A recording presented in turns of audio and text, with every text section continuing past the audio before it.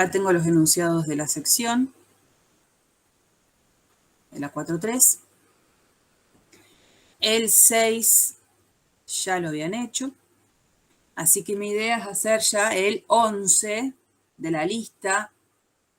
El 6 creo que no era un ejercicio pedido, pero era el ejercicio 5, que es muy parecido.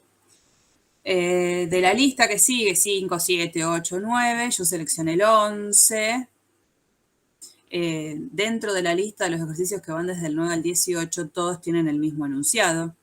Dice, encuentre los intervalos sobre los cuales f es creciente o decreciente, encuentre los valores máximos y mínimos locales, y encuentre los intervalos de concavidad y los puntos de inflexión.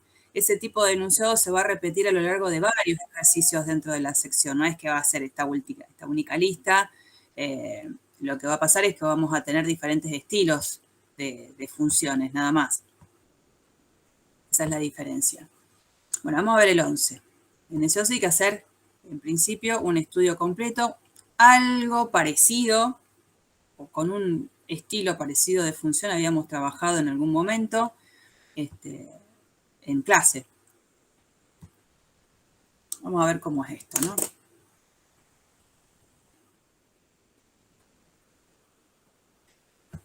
Necesitaba hacer todo. Búsqueda de intervalos de crecimiento y de decrecimiento, concavidad y, bueno, caracterizar ahí puntos claves, digamos.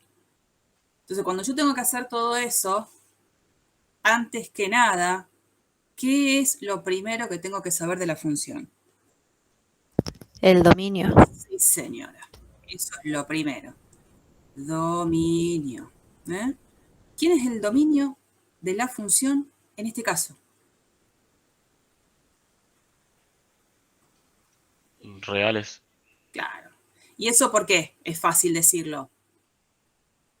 Porque es un polinomio. Exacto. Eso.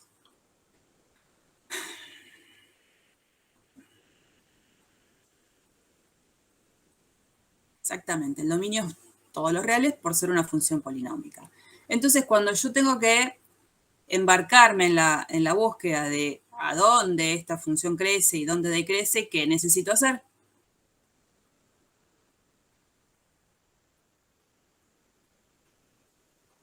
¿A dónde voy a tener que ir? ¿O qué voy a tener que calcular? Primero derivo la función. Sí, señor. Entonces, necesito investigar ahora los intervalos de crecimiento y de decrecimiento. Por lo tanto, quien va a ser importante para mí es el cálculo de la derivada. Esto es lo que no quiero que pase todo el tiempo. La derivada es muy sencilla. En este caso, la derivada es la derivada de un polinomio, que en este caso va a ser 4x cubo menos 4x y nada más. Lo que está buenísimo, al menos para este ejercicio donde empezamos a trabajar con un montón de cosas, porque yo necesito saber dónde la derivada vale 0, porque van a ser lugares importantes a conocer. Esos lugares donde la derivada vale 0 o donde la derivada no existe, son esos lugares que a mi dominio lo van a dividir por sectores, en donde en esos sectores yo voy a tener que investigar cuál es el signo que la derivada tiene. En este caso, por supuesto que como la función original es polinómica, no voy a tener números en los cuales la derivada no exista. O sea que en la búsqueda de los números críticos, esos números críticos de encontrarlos van a existir porque la primera derivada se va a anular, no porque no exista. Vamos entonces al polinomio a factorizarlo, porque me va a interesar igualarlo a 0. Al escribirlo así, digamos, puedo sacar 4x, factor común. Entonces, si saco 4x, ¿qué es lo que me queda acompañando? X al cuadrado menos 1. Sí, señora. X cuadrado menos 1. Yo quiero que eso ahora sea igual a 0. Eso me da ¿qué soluciones? C. Menos 1 y 1. Bien, son 3 números. Es cuando yo tengo un producto, por eso necesito factorizar, el producto cuando lo igualo a 0, yo saco dos condiciones.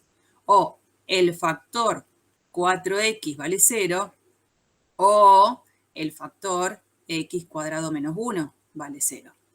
De ahí es donde yo me doy cuenta que x tiene que ser 0, y acá tengo un primer número crítico, Y de x cuadrado menos 1 igual a 0 aparecen dos números críticos nuevos. X igual a 1, x igual a menos 1. Estos son entonces los números críticos. Números críticos que no necesariamente significa que ahí haya algún extremo relativo. De haber algún extremo relativo saldrá del análisis que viene ahora del signo que la primera derivada tiene en los tramos en los que va a quedar dividido mi dominio. Porque ahora, como la función original tenía dominio todos los reales, la función derivada tiene dominio todos los reales, mi intervalo real, mi eje real va a quedar dividido en, primero posiciono el número menos 1, porque acá la derivada fue 0. Fue 0 en 0 y fue 0 en 1. Por lo tanto, aparecen 1, 2, 3, 4 tramos sobre los cuales voy a tener que investigar el signo de la primera derivada. Y eso me da pie a poder hacer el cuadrito, ¿no? El cuadrito, voy a tener que, acá voy a poner signo de f', y acá voy a poner el comportamiento de la f. Entonces me quedan 4 intervalos. Medio chiquitín me quedó. De menos infinito hasta menos 1, sin incluir, porque obviamente en menos 1 la derivada sé que vale 0. Luego el intervalo que va desde menos 1 a 0. Luego el intervalo que va de 0 a 1. Y el último que me queda es el que va desde 1 a infinito. A ver si lo puedo poner un poquito más grande acá. Ahí. ¿Y cuál era entonces la estrategia para, en este caso, averiguar el signo de la derivada primera en cada uno de los tramos? Evalúo la derivada en algún punto de cada intervalo y ahí saco el signo. Bien, porque obviamente no va a haber otro lugar de cambio de signo en cada uno de los subintervalos porque la función con la que estoy trabajando, en este caso f', es una función continua que si vale 0 en estos 3 puntos nada más, necesariamente en cada uno de los intervalos en los que quedó dividido ahora mi dominio, va a tener que sí o sí regir un solo signo, que es lo que charlábamos en la clase del miércoles pasado. En el caso de pensar que sobre este intervalo, menos infinito a menos 1, hay un cambio de signo, obviamente, como la función es continua, necesariamente tuvo que haber pasado esto. Entonces tendría que haber habido otro corte que yo no estoy considerando. Obviamente eso entonces no pasa, ¿está bien? Eso no es algo que vaya a pasar en nuestro caso, por eso me quedo tranquila que la búsqueda de representantes hace que yo pueda estar tranquila que el signo que tenga la función derivada en esos representantes va a ser el signo que tenga el intervalo sobre el cual el representante está. Entonces podría elegir acá el número menos 2, ahí se me corre, menos 2, menos un medio, por acá un medio, y ya que está por acá el 2. Y voy a tener que hacer las cuentas, usaré la calculadora, haré la cuentita, ¿no? En este caso, f' en menos 2. Vengo acá. No sé cuál es, no voy a hacer la cuenta específicamente, la podría hacer acá, es fácil, ¿no? Tengo 4 por menos 2, menos 8. De este lado, x cuadrado menos 1, cuando lo evalúo en menos 2, ¿cuánto me da?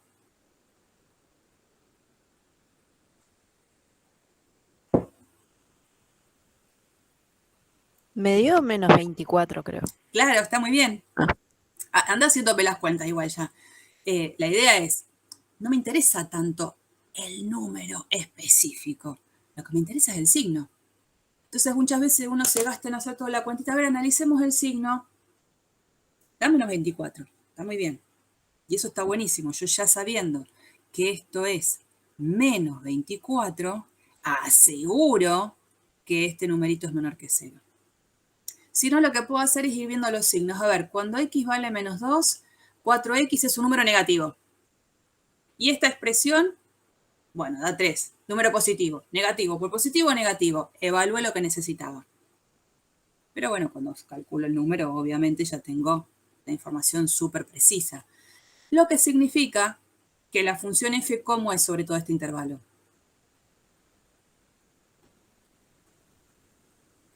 La función Decreciente. decreciente, ¿no? Directamente pongo decrece. A veces ponemos eso o, dependiendo qué profesor ustedes tengan en la práctica, vieron que cada uno tiene un poco sus formas, puede poner la palabra decrece o puede poner el simbolito de la flechita para abajo. Yo creo que el miércoles usé algo parecido, indicando que la función decrece. Después todo eso se plasma, que no es en el caso, creo, de este ejercicio, en la gráfica. Entonces, bueno, queda como más evidente todo lo que uno pone en el cuadro. Bueno, de menos 1 a 0, ¿cuánto vale la derivada en menos 1/2? 3/2. 3/2. Positivo.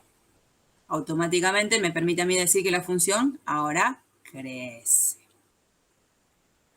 ¿No? Y si quiero usar estos simbolitos, la flechita para arriba.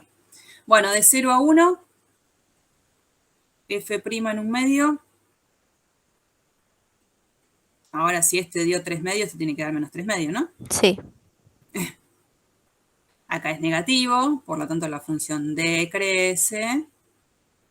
Y el que me falta, de 1 a infinito, f' en 2. En este caso va a dar 24, supongo, porque si en menos 2 digo menos 24. Se me corrió. F' en 2 es 24, positivo. Acá la función ahora crece.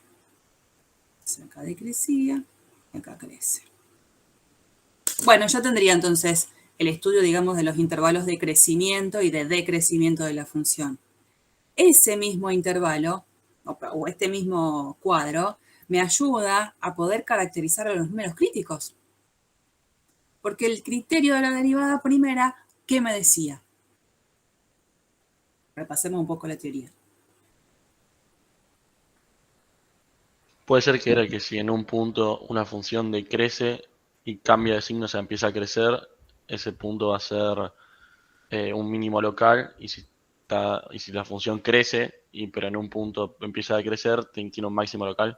Bien, más o menos eso es lo que dice, nada más que el criterio habla básicamente del signo de la primera derivada. Lo que vos hiciste fue usar la interpretación de eso, que está bien.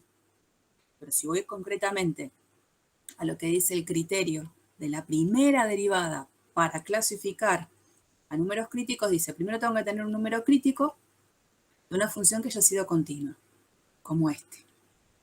Entonces, yo lo que observo es cómo cambia el signo de la primera derivada. Si la primera derivada cambia de positiva a negativa en un número que era número crítico, quiere decir que la función pasa de ser creciente a decreciente. Por lo tanto, ahí tengo un máximo local. Y bueno, si el cambio es al revés, un mínimo local. Y si no hay un cambio del signo de la primera derivada en un número crítico, es que ahí no tengo nada. Entonces, en este caso, en los tres números, que fueron números críticos, en los tres tengo algo.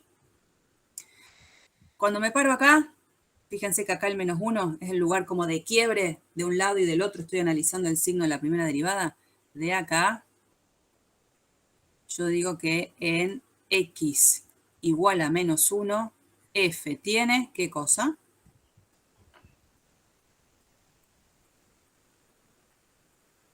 Un mínimo absoluto. Signo negativo. No, f Mínimo local. Un mínimo local. Un mínimo local, perdón. Claro, la derivada del menos 1 es 0, es lo que habíamos dicho acá. Lo que sí veo gracias a este cuadro es que yo vengo desde la izquierda de menos 1 y el signo de la primera derivada es negativa. Y apenas me paso a la derecha del menos 1, el signo de la primera derivada es creciente, es positivo. Y esta es la parte que creo que más queda en evidencia, que es un poco lo que vos decías, Francisco. Digo, la función viene decreciendo y después crece. Por lo tanto, ahí tiene un mínimo local. Todo es local. Después cuando haga la gráfica final de la función, que bueno, en este caso no me la van a pedir, ahí veré si estos son absolutos o no. Bueno, ¿qué pasa en menos 1? Ya lo dijimos. ¿En 0? Acá fíjense esta parte, si quieren, que es la parte que es más fácil. La función pasa de ser creciente a máximo. creciente. Ahí f tiene un máximo local. Y el que me falta en x igual a 1, bueno, pasaría lo mismo que en menos 1, ¿no? La función pasa de ser decreciente a creciente. F tiene un mínimo local. Mínimo. Nosotros después, el día miércoles, vimos un criterio que usaba la derivada segunda para clasificar los extremos relativos, pero es un criterio que aporta, que está buenísimo tenerlo, pero la verdad es que en esta instancia ya tendría toda la información que necesita. Ese otro teorema está bueno conocerlo porque hay veces que hay ejercicios de los cuales no me dicen cuál es la ley de la función, me dan a lo mejor alguna información medio como encriptada y que yo tengo que sacar. Entonces todos los teoremas me ayudan. Acá yo con esto, con el criterio de la primera derivada, ya sé dónde crece, dónde decrece y los puntos de los números críticos si son o no extremos locales. Bueno, ahora vamos a hacer algo parecido para lo que es la derivada segunda. Vamos a calcularla acá, así ya la tenemos y me la llevo. La derivada segunda. ¿Quién es? ¿Cómo me conviene derivar? ¿Con esta expresión o con esta que fue la factorizada?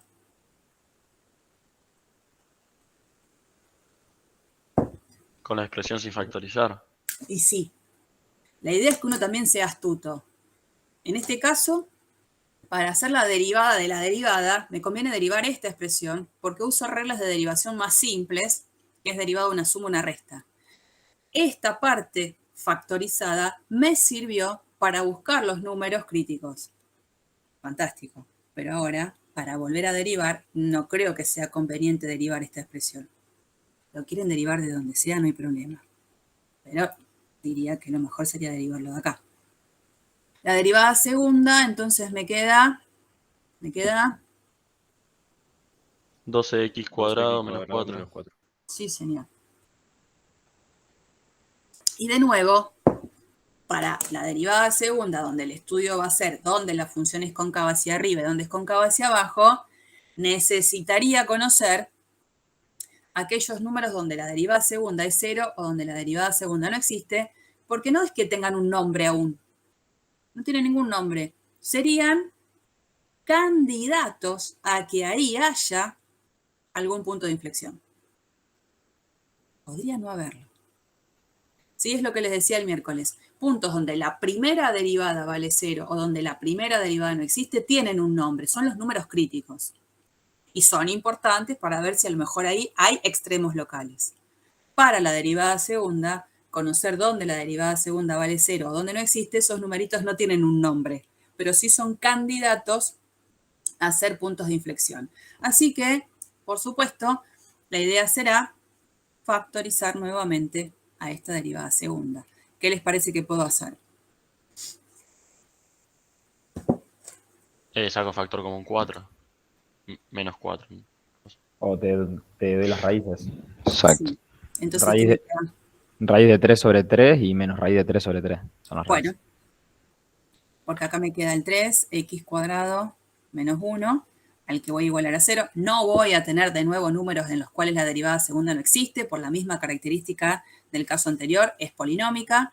Y en este caso, la derivada segunda es 0 si x es igual a más o menos. Yo iba a escribir 1 sobre raíz de 3, pero que es raíz de 3 sobre 3, la expresión totalmente equivalente. Bueno, ¿qué tengo que hacer?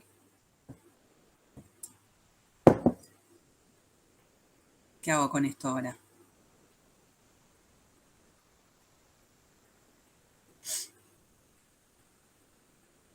Son puntos de inflexión, ya está.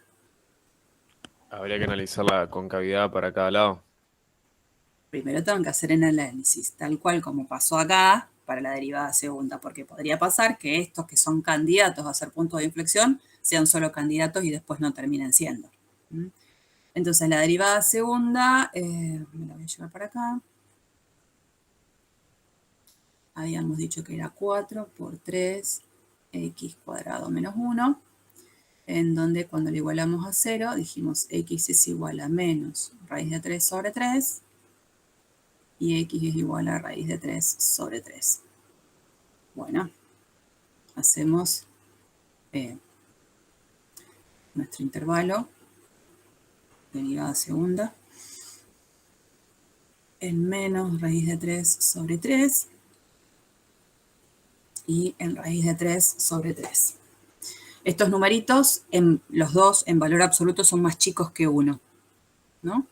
Entonces yo podría tomar, por ejemplo, el 0, el 1 y el menos 1 como referentes. ¿Está bien? Hago entonces el cuadrito.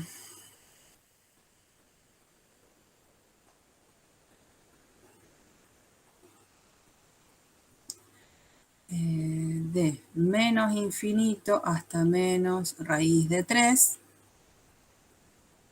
el signo de f segunda, y acá vamos a ver cómo se comporta la f. Después me quedaría de menos raíz de 3 sobre 3 a raíz de 3 sobre 3, y después de raíz de 3 sobre 3 a infinito. Bueno, la derivada segunda en menos 1. Positiva, negativa. ¿Qué me dicen? 8. 8. Por lo tanto es positiva. La derivada segunda en 0, ¿está bien? Este es más fácil. Menos 4. Negativa. Y la derivada segunda en, habíamos dicho candidato, el 1. Acá es 8.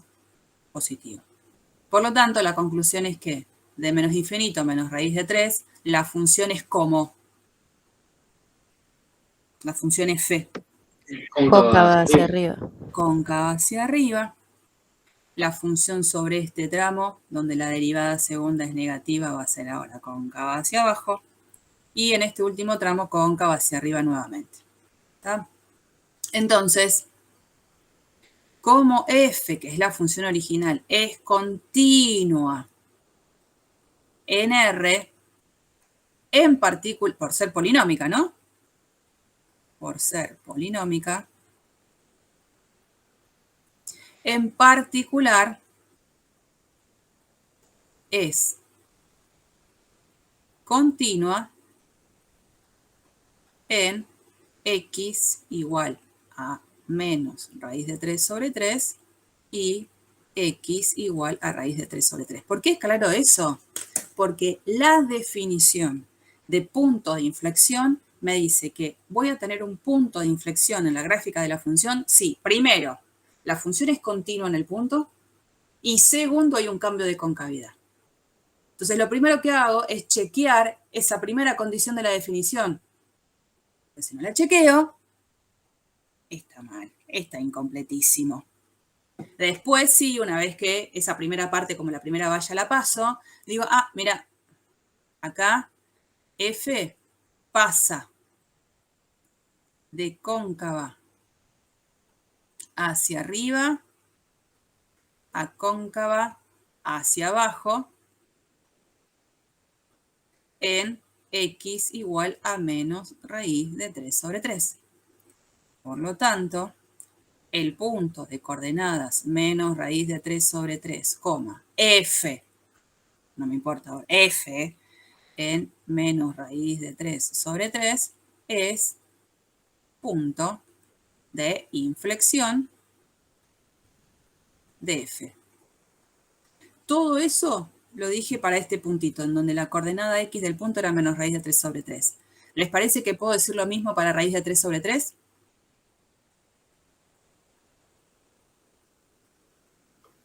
Sí. Sí. O sea, lo que dije para ese punto de coordenada x menos raíz de 3 sobre 3 es copiar y pegar, y lo vuelvo a decir para este otro punto. Idem. Nada más que la concavidad ahora cambia de cóncava hacia abajo a cóncava hacia arriba.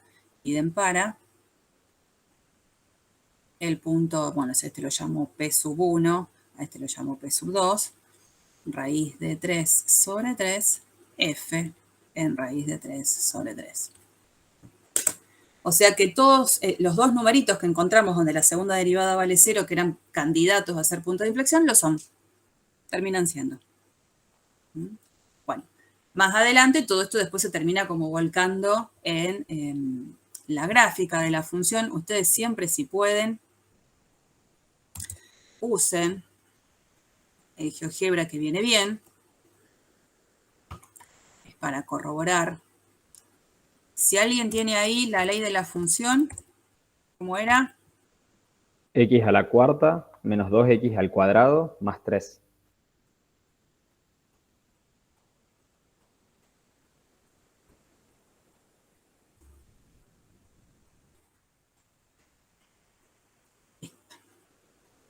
Y nosotros teníamos,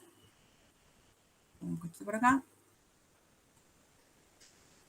que en x igual a menos 1, en x igual a 0 y en x igual a 1 íbamos a tener extremos en menos 1 y en 1 mínimo local, en menos 1 y en 1 mínimo local, en 0 un máximo local. Acá tengo los tres puntitos donde la derivada es nula porque tengo esto que sería la recta tangente horizontal. Y después me dice esto, que en x igual a menos raíz de 3 sobre 3 y raíz de 3 sobre 3 tenía un punto de inflexión. Bueno, si voy a la gráfica, dijimos esos numeritos son numeritos que en valor absoluto son más chiquitos que 1. ¿Dónde los voy a encontrar? Y fíjense que la función viene cóncava hacia arriba, con una característica diferente en cuanto a cómo crece y decrece, ¿no? Pero decrece, decrece, decrece. Acá crece, pero siempre se mantiene, digo yo, contenta, ¿no? Cóncava hacia arriba, con una pancita para arriba, hasta que hay un numerito ahí, un puntito, en el que pasa a ser cóncava hacia abajo.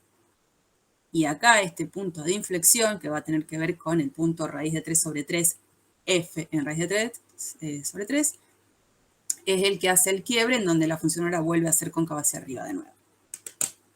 Uno no los ve tan fácil a esos puntitos, ¿no?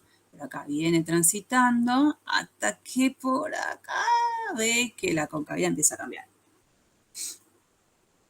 Y siempre, creo que se los mostraba el miércoles, pueden ir chequeando cómo les queda la primera derivada, cómo les queda la segunda derivada, y si quieren buscar los lugares en donde valen 0 esas expresiones con la vista que habíamos visto, la vista CAS, que es como abrir una calculadora acá adentro. Bueno, ese fue el ejercicio 11. El 17, que pide lo mismo, lo que tiene es la diferencia de que el estilo de función es distinta. Ya nos vamos de funciones polinómicas. De ese ejercicio, Lore Celaya, que es la profe que ustedes tienen en la práctica, una de las dos, me facilitó que ya lo tenía pasado en PDF, así que lo vamos a usar y después se lo comparto todo. Vamos a usarlo. El ejercicio, acá lo que hizo ella fue copiar tal cual lo que pedía el enunciado, lo mismo que en el anterior, solo que la función ya no es polinómica. Ya no tiene dominio todos los reales, va a tener sus propias complicaciones. Lo primero que hacemos, como en cualquier otro caso que tenga una función, es por supuesto calcular el dominio, que es lo que hicimos antes. En este caso, cuando uno ve la función, dice, bueno, acá no tendría problema de ser evaluada en ningún lado, acá tampoco, acá aparece un problema. X no puede ser ni 0 ni negativo. Entonces acá aparece un dominio que son los reales positivos. Bien. Entonces yo me tengo que manejar en ese dominio. Cualquier cosa, número que aparezca por fuera de ese dominio, para mí no existe. Bueno, entonces, para el apartado A y para el apartado B, donde tenemos que buscar los intervalos de crecimiento y la búsqueda de extremos locales, todos están relacionados con el cálculo de la primera derivada, ¿no? Acá tenemos la primera derivada. la derivada de x cuadrado 2x, la derivada de menos x menos 1, y, bueno, menos la derivada del logaritmo natural. La derivada del logaritmo natural de x es 1 sobre x, y aparece entonces esta expresión, ¿no? Ahí.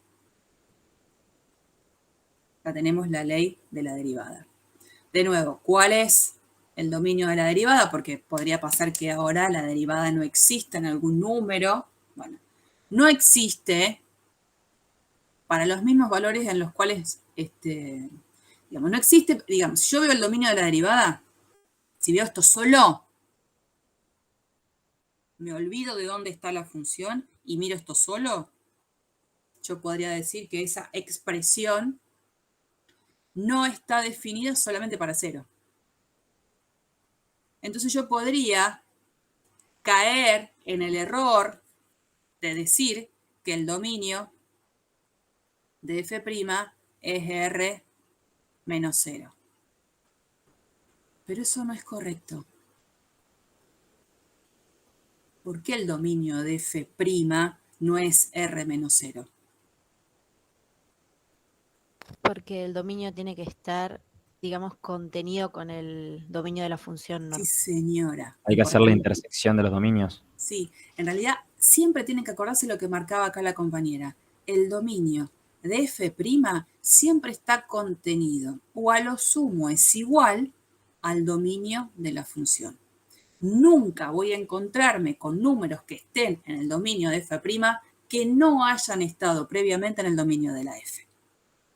Entonces, presten atención a la ley que tienen, por supuesto, pero no dejen nunca de prestar atención al dominio de la función original, que es de la cual esta derivada tiene sentido. No es que yo les di de la nada esta ley y les dije cuál es el dominio. Eso es otra cosa. Para este caso concreto, todo tiene que estar concatenado con lo anterior. Por lo tanto, el dominio de la derivada vuelve a ser el mismo dominio de la función original. Bueno, no voy a tener, en este caso, ningún número que no exista la derivada y que sea un número en el dominio de la función, porque en todo caso va a existir la derivada en todo su dominio. La función es derivable en este dominio, tal cual el dominio de la función original. Por lo tanto, si quiero buscar números críticos, esos números críticos van a surgir porque calcule dónde la primera derivada vale 0. Entonces, bueno, tengo que igualar a 0 esta expresión. No es un polinomio. La expresión de la derivada no es un polinomio. Entonces tengo que actuar y tengo que tratar de factorizar como pueda. Una de las primeras cosas que se puede pensar es en sacar como un denominador la x, o sea, hacer esta resta que tenemos acá.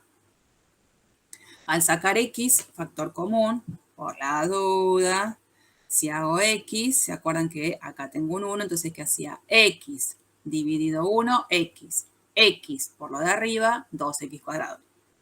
Acá lo mismo, tengo un 1. X dividido 1, x. X por menos 1, menos x. Y después x dividido x, 1. 1 por menos 1, menos 1. Y esto es lo que yo voy a igualar a 0. Y para que una fracción valga 0, ¿quién tiene que ser 0 en la fracción? Numerador. El numerador. Por eso es que al momento de seguir operando, nos interesa igualar ese numerador a 0.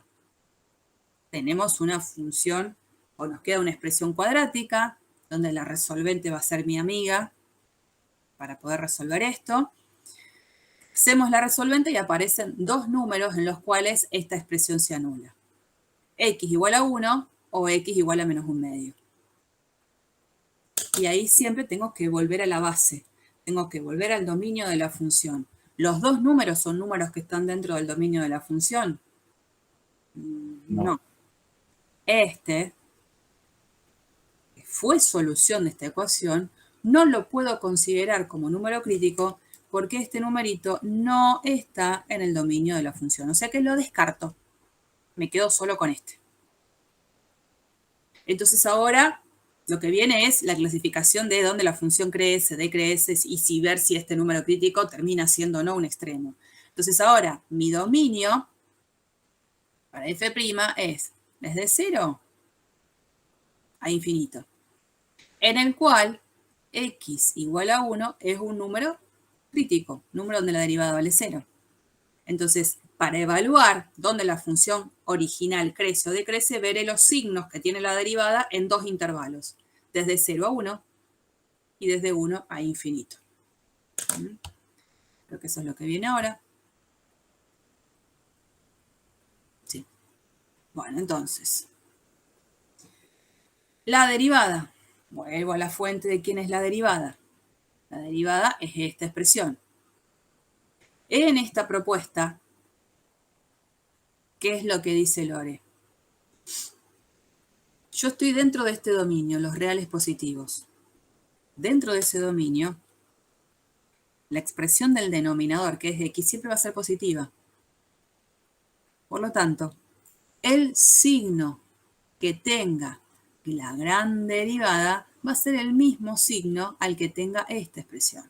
Es decir, el signo de f', gracias a esta aclaración, va a ser igual al signo que tenga la expresión 2x² menos x menos 1. Entonces hay veces como que uno va descartando, a ver, esto siempre es positivo, a ver, esto también es siempre positivo, listo, lo saco. Me quedo con aquellas expresiones en las que no sepa tan fácil cuál es el signo. Esta es una herramienta más. Si no, la herramienta que usan es la que veníamos usando desde el miércoles. Una vez que sepan cuál es o cuáles son esos sectores en los que mi dominio quedó dividido, eligen elementos representantes, números representantes. Podría elegir, por ejemplo, calcular la derivada en un medio y podría elegir calcular la derivada en 2. Son estrategias. Ustedes pueden hacer la que quieran y está bueno que uno les pueda mostrar varias alternativas porque a veces ustedes lo tienen dando vuelta acá y capaz que les convenga en alguna oportunidad hacer una estrategia distinta a la que siempre venían haciendo en los ejercicios que desarrollaban. Entonces, siguiendo la estrategia de Lore, el signo de la primera derivada coincide con el signo de este factor. Entonces, ¿qué es lo que hace? Esta función se supone que no es una función difícil de graficar, una función cuadrática. Entonces, con la gráfica de esta expresión dice fácilmente dónde es positiva y dónde es negativa. Como a mí me interesa solamente analizar el tramo desde 0 a infinito, digo, desde 0 hasta 1, esta expresión es negativa. Por lo tanto, el signo de f' es negativa. Y eso es lo que se vuelca sobre el cuadro. Desde 0 hasta 1, la función es negativa. Ella hace al revés el cuadro. El comportamiento lo pone abajo. El comportamiento de f decrece. Y desde 1 en adelante, acá la gráfica de esta función cuadrática pasa a estar por arriba del eje x, quiere decir que todos los resultados que me brindan son positivos. Eso quiere decir que el signo de f' es positivo. El signo de f' en este tramo es positivo, quiere decir que la función crece.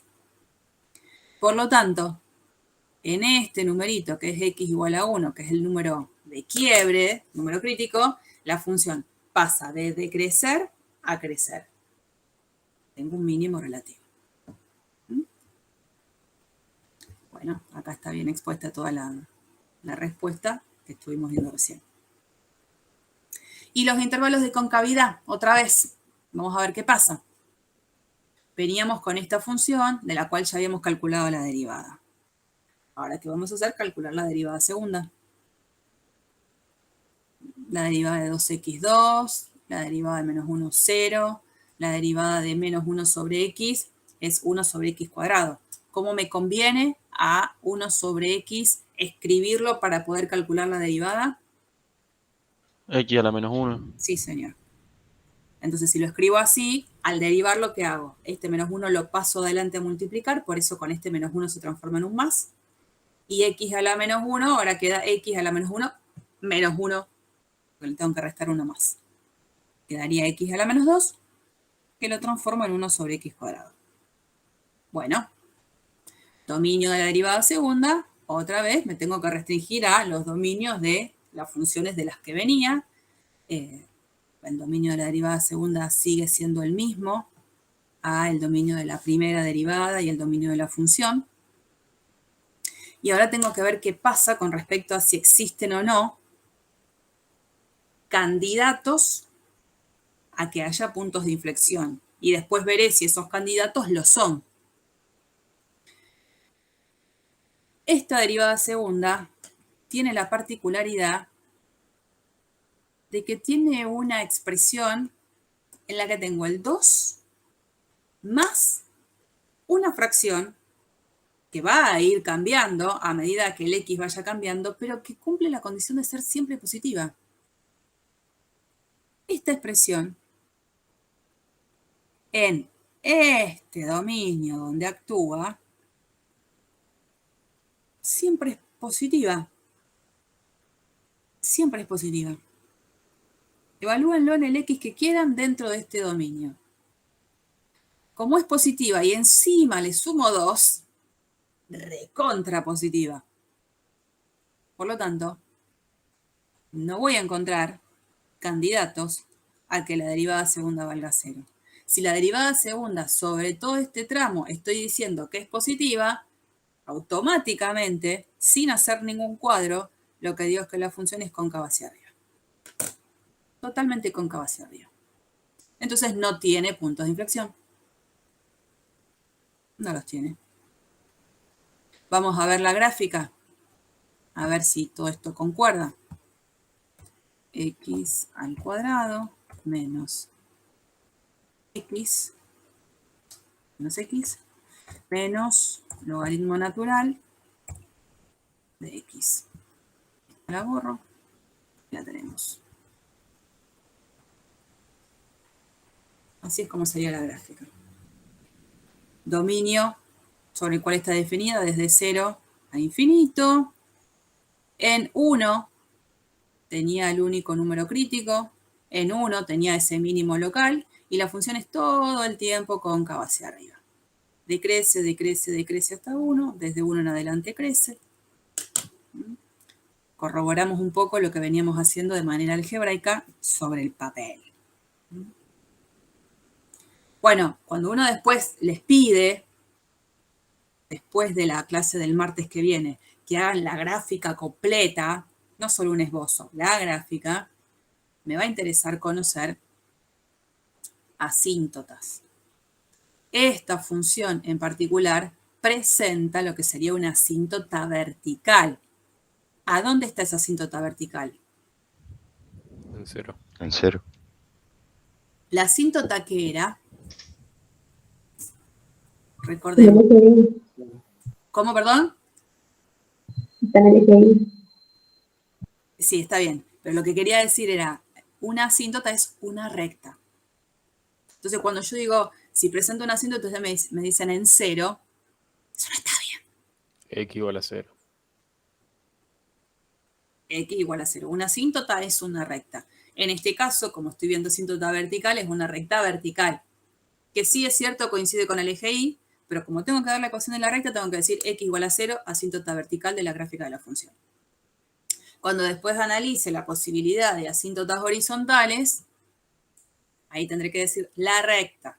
Y igual a lo que sea, asíntota horizontal, si es que la tiene, ¿no? Bueno, ¿qué iba a decir acá? No, nada. No, se me perdió. Quería decir algo y se me fue.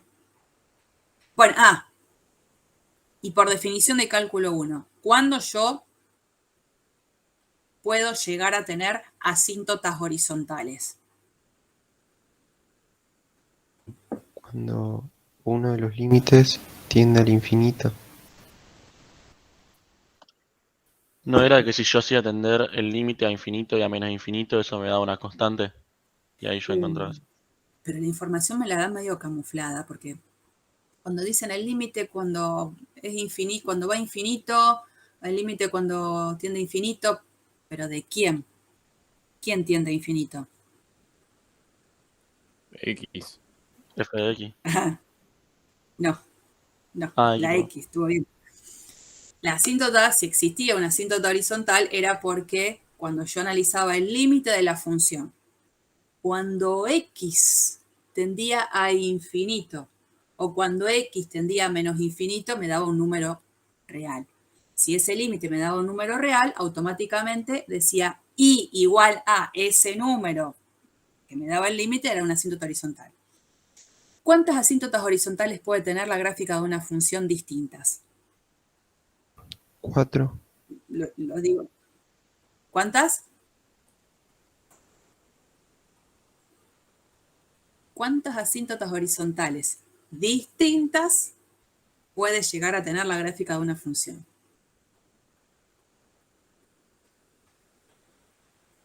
Solo dos. Claro. Primero porque hay que ver si el dominio me lo permite. Si yo tengo una función cuyo dominio es un dominio acotado, un intervalo cerrado, chau, no tengo la posibilidad de calcular el límite de la función cuando x tiende a más infinito o a menos infinito. En este caso, para esta función, que no lo vamos a analizar hoy, si yo hubiese querido analizar la existencia de asíntotas horizontales,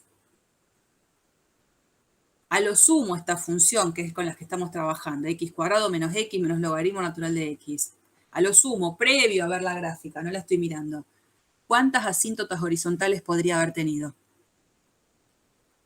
Una sola. Solo una. Porque solo un límite de esos dos que dije sería permitido evaluarlo acá. La función es un intervalo, tiene un dominio que es un intervalo que va de 0 a infinito. O sea que el límite de la función cuando x tiende a menos infinito no lo podía plantear. A lo sumo planteaba el límite cuando x tiende a infinito. Bueno, en este caso no lo vamos a hacer hoy porque me falta herramientas para hacerlo, que lo vamos a aprender a partir del martes. Y bueno, me iba a dar cuenta que el límite cuando x tiende a infinito de la función también da infinito. No hubiese o no hay una asíntota horizontal en este caso. Pero en cambio, asíntotas verticales, ¿cuántas puedo llegar a tener? Infinita, como la de la tangente. Sí, señor. Perfecto. Bueno, ese fue el 17. No, eso es otra cosa. Me interesa el 31, que es otro estilo.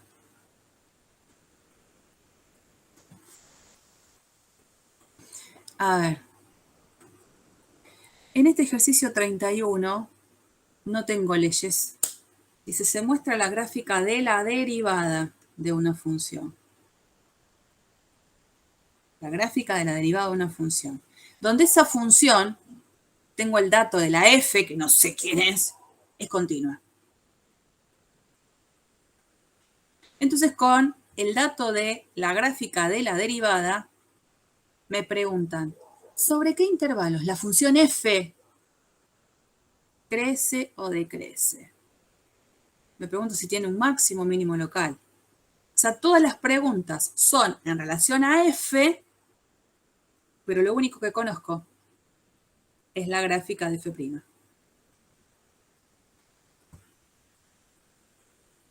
Se complicó acá. Ya no venía tan de calcular derivadas y derivadas.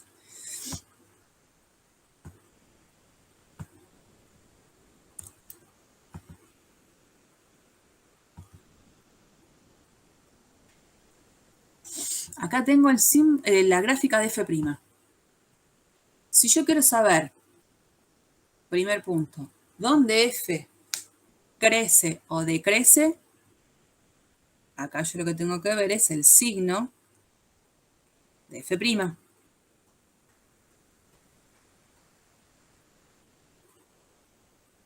Donde f' sea positiva, f' positiva implica que f crece. Donde f' sea negativa implica que f decrece. Y este es mi dibujo.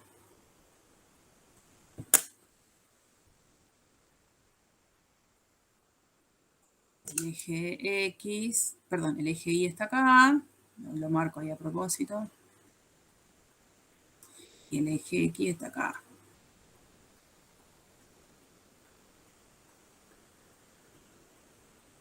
¿Dónde la función original crece? De 0 a 2, de 4 a 6. Y de 8 a 9. Y de 8 Eso. a 9. Exactamente. Entonces yo ya sé que F crece en... le puedo poner el intervalo cerrado, no habría problema. 0 a 2, coma, no voy a poner unión, pongo coma, de 4, bueno, en realidad la derivada en 2 vale 0, ¿cierto? Pero bueno, no importa. Después de 4 a 6 y dijimos de 8 a 9. Y F decrece en 2, 4, 4. 6, 8.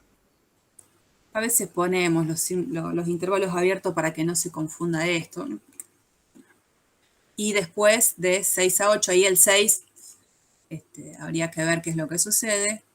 Acá lo que no existe es la derivada. Yo estoy hablando de la F, ¿no? De 6 a 8. Bueno. Bien. Apartado B. ¿Dónde tengo un máximo local? ¿Dónde tengo un mínimo local? Ay, se me corre. Hago cualquier cosa. Con el dibujito. Esto fue la. Ahora vamos a ver. Con el dibujito, yo necesito saber dónde la función tiene algún extremo local. ¿Cuáles serían los números críticos de F? 2, 4, 8. Y 6. Sí.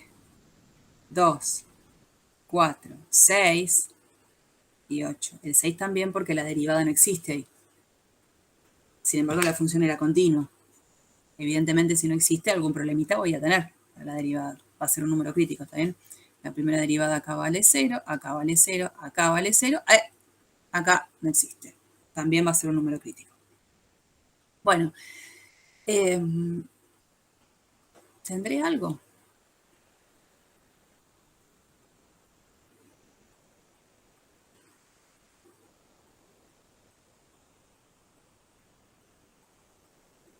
En X igual a 2. Un máximo local, ¿Por qué? porque crece y después decrece en La en información X. anterior, exactamente, ¿no? Si querés, que estaría buenísimo por ahí plasmarlo acá, teníamos 0, 2, 4, 6, 8, 9. Esta información que teníamos acá nos decía que de 0 a 2 la función crece. De 2 a 4 decrece. De 4 a 6 volvía a crecer. De 6 a 8 decrece. Y de 8 a 9 crece. O sea que pensando un poco en esta información que estoy sacando del apartado A, tendría la clasificación de los extremos, ¿no es cierto? En este caso en X igual a 2, si la función crece y decrece, un máximo local.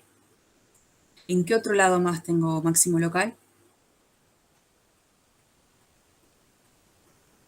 En 6 y 9. El 9 no lo puedo clasificar porque estamos hablando de extremos locales, acordate. Muy bien, mira, apareció eso. Y los extremos locales nunca podían suceder en los extremos del intervalo de trabajo, porque yo necesito conocer la función alrededor del punto. Entonces, en este caso, el 9 es como el extremo final del intervalo y no sabría qué sucede con la función a su derecha. Entonces, ni el 0 ni el 9, que son los extremos de mi intervalo de trabajo, pueden ser lugares en los que aparezcan extremos locales. Sí puede haber absolutos, pero locales no.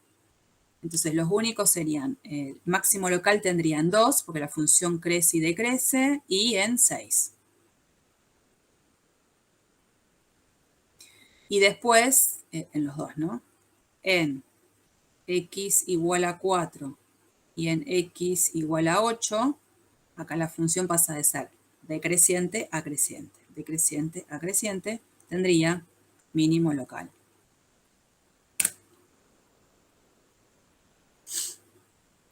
Después, ¿sobre qué intervalos f es cóncava hacia arriba? ¿En qué intervalos f es cóncava hacia abajo?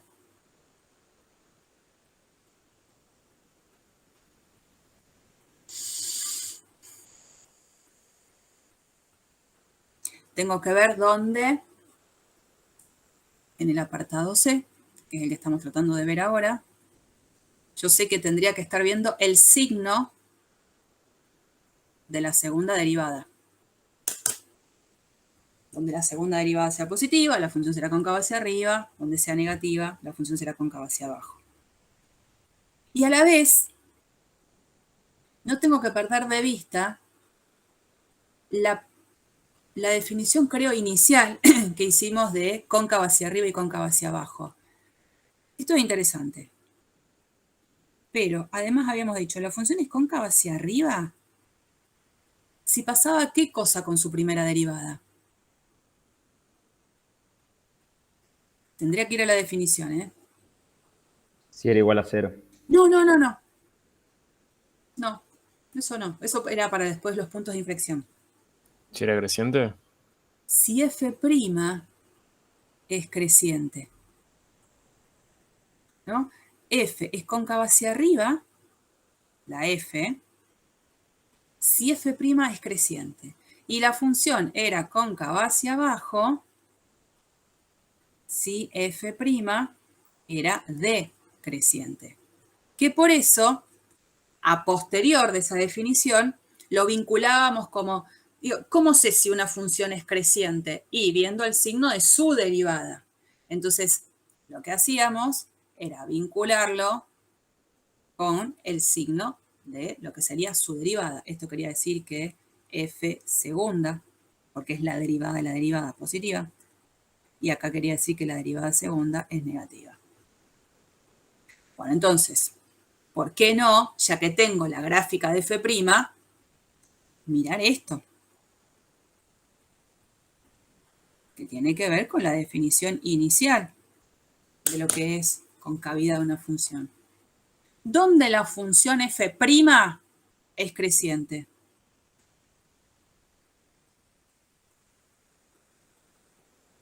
Del 3 al 6 Sí, y del 6 al 9.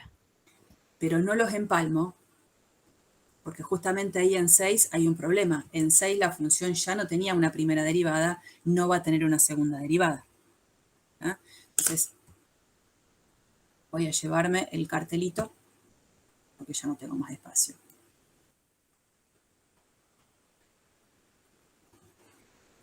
Ahí, ¿no?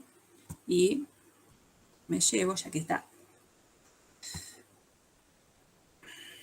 esto último.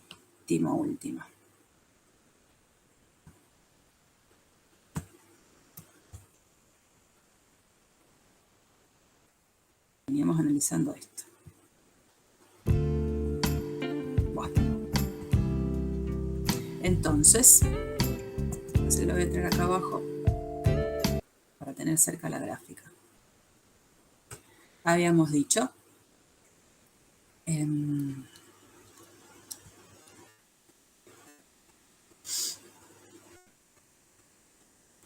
f'.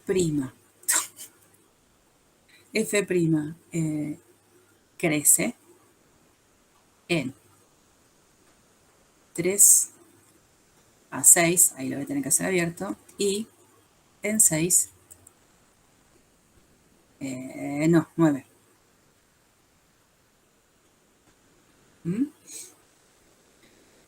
En x igual a 6, f segunda en 6 no existe. ¿Por qué no existe f segunda en 6? Porque no existe f'. Porque ya no existe f'.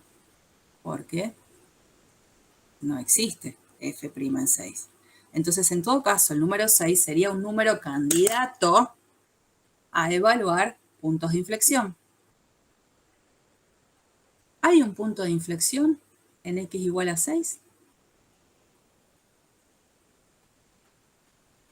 ¿Les parece? No. ¿Y por qué no?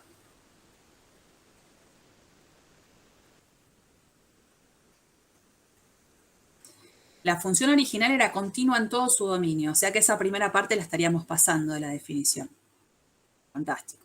En 6, a pesar de que no exista la derivada, continua es. Pero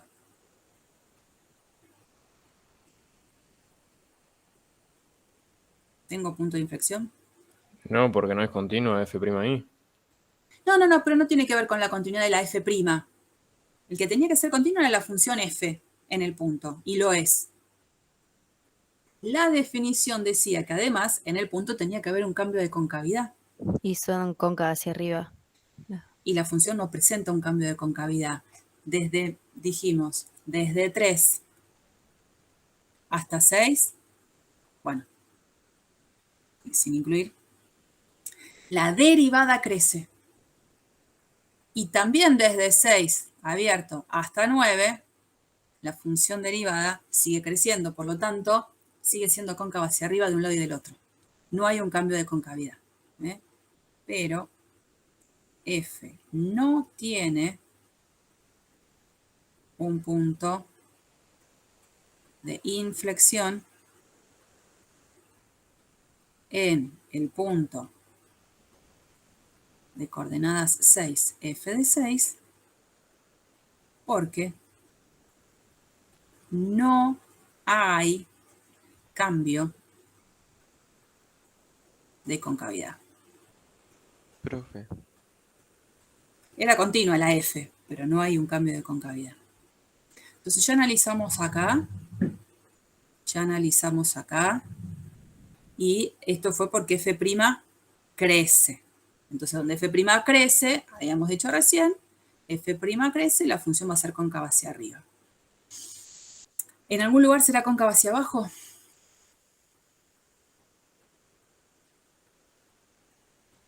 Sí. ¿Dónde? De 0 a 3, ¿Por qué? porque decrece. Entonces, f' decrece en 0 a 3, con lo cual f es cóncava hacia abajo. Acá también, perdón, no sé, pero lo dijimos de alguna manera, f', dijimos crece acá, entonces la conclusión era que f es cóncava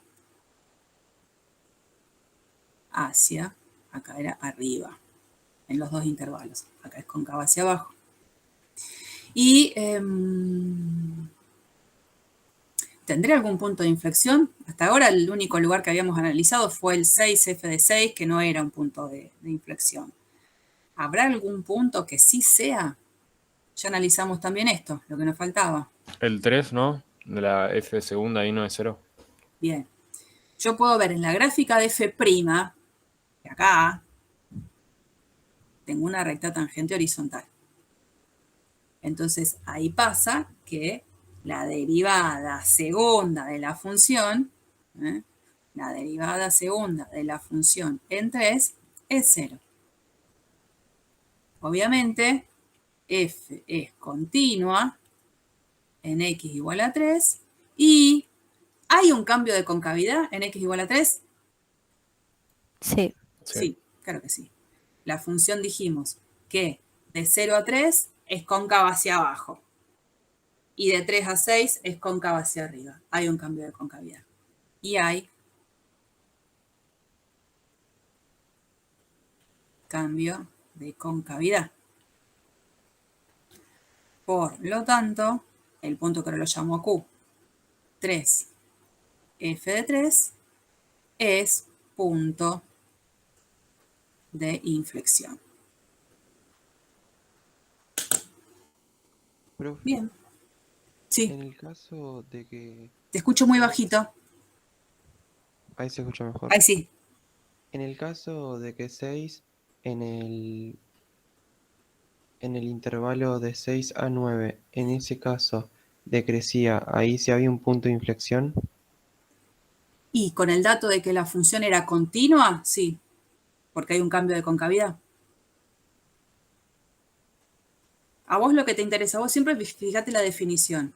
Para la definición de punto de inflexión, a vos lo que te interesa es que la función sea continua en el punto y haya un cambio de concavidad. Justo sobre el final, esta definición la había puesto Lore en su archivo, ¿no?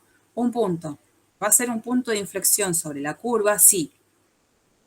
F es continuo allí y la curva cambia de cóncava hacia arriba, cóncava hacia abajo o al revés.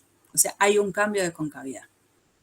Si en ese ejercicio que estábamos haciendo en 6 había un cambio de concavidad, como sabías por dato inicial que la función dice una función continua f, habría un punto de inflexión. ¿Mm? Bueno, y paso final dice tratar de hacer un esbozo de la gráfica con todo lo que ya se hizo en las dos diapositivas, en esta y en la que sigue, ¿no?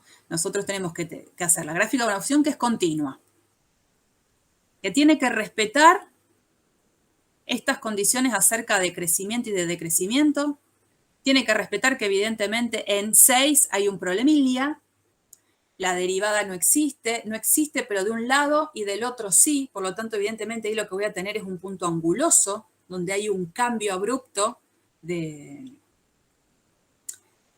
pendiente. Entonces, a ver, y además tiene que ser con esta condición, que f en 0 tiene que ser 0. Y tenía punto de inflexión en 3f de 3. ¿Qué podríamos hacer ahí? A ver. No sé. Empieza acá. Y los números importantes son el 2, el 4, el 6, el 8 y el 9 ahí medio pegadito. De 0, f en 0 tiene que ser 0, entonces voy a tener que partir de acá. Y la función es continua siempre, ¿eh? Dice que de 0 a 2 crecer. Y con alguna concavidad. ¿Qué teníamos acá? Ya me perdí. Profe, ¿en 3 estaba el punto de inflexión o no? Sí, ahí sí. No sé dónde ponerlo. Tenés razón, porque no lo marqué acá. Ahí, va a ser un número importante. Crece, pero ¿con qué concavidad? Eso es lo que quería ver. Cóncava de 0 a 3 es cóncava hacia abajo. De 0 a 3 es cóncava hacia abajo. Chan. Acá. Entonces está mal esto. Esperen. Porque no tengo toda la información en la misma. Porque es cóncava hacia abajo, pero en 2 tengo un máximo relativo. Entonces yo, no sé, se me ocurre ponerlo por acá. Y digo, viene. En 2 tenía que tener una derivada nula, así que ahí tiene que ser una pancita. No me estaría saliendo. Una pancita agradable, ahí, chan. Viene. Hasta acá. Ahí. Esta es la F, sería, ¿no? Derivada nula. Después en 3, f de 3 hay un cambio de concavidad, o sea que este puntito va a ser un cambio de concavidad. De 3 a 6, en el resto era cóncava hacia arriba, pero en 6 tenía el problemita de que no podía ser derivable. Todo lo demás ahora lo voy a hacer cóncava hacia arriba. De 3 a 4, decrece, sigue decreciendo. Pero cóncava hacia arriba.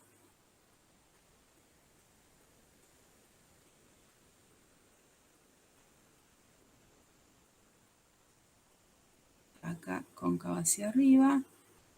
En 4 tiene un mínimo. Sigue siendo cóncava hacia arriba. Después, de 4 a 6, esto dice que crece.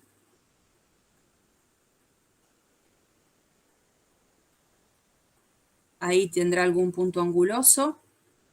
Y sigue siendo, ahora que dice, decreciente, de 6 a 8, pero con un punto anguloso.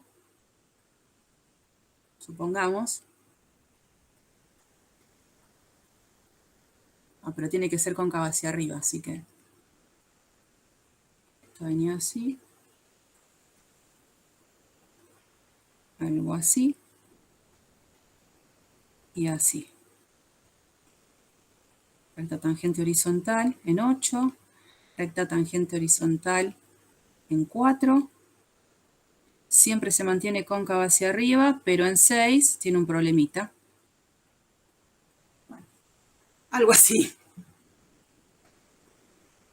No va a ser el único dibujo, digamos, posible, pero tratando de respetar un poco todo lo que se tenía. Una opción. No dejo de que sea continua. Le pongo el problemita en 6. Estas montañitas en 2, en 4 y en 8. Bueno. Una opción de gráfica para el último apartado.